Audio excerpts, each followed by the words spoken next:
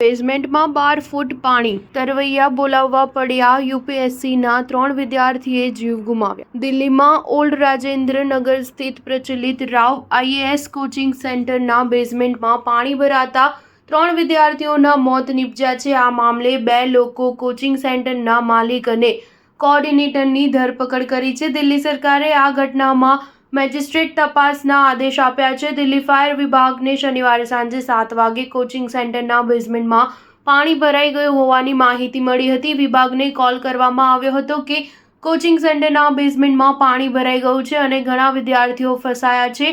મામલાની ગંભીરતા જોતા એનડીઆરએફની ટીમે બચાવ કામગીરી શરૂ કરી હતી. સ્થિતિ એવી હતી કે ડાઇવર્સને પાણીમાં નીચે ઉતારવા પડ્યા હતા. પોલીસના જણાવ્યા અનુસાર આ ઘટનામાં મૃતકોની ઓળખ 25 વર્ષીય તાન્યા સોની અને 25 વર્ષીય શ્રેયા યાદવ અને 28 વર્ષીય નેવિન ડાલ્વિન તરીકે થઈ છે. તાન્યા અને શ્રેયા યુપીના હતા, જ્યારે નેવિન કેરળના હતા.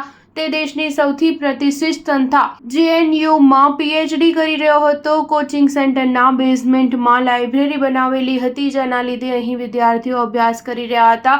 ફાયર ડિપાર્ટમેન્ટના ડિરેક્ટર અતુલ ગર્ગે જણાવ્યા અનુસાર દુર્ઘટના સમયે 30 થી 35 વિદ્યાર્થીઓ ઉપસ્થિત હતા, જેમાં 3 ફસાઈ ગયા હતા. બચાવ કામગીરી દરમિયાન 3 વિદ્યાર્થીઓના મૃતદેહ મળી આવ્યા હતા, જેમાં 2 વિદ્યાર્થીઓ અને 1 વિદ્યાર્થીની સામેલ હતી. દિલ્હીમાં ભાજપ સાંસદ બાંસુરી સ્વરાજે દાવો કર્યો છે કે નાળાઓની સફાઈ ન થતાં બેઝમેન્ટમાં પાણી ભરી ગયા છે.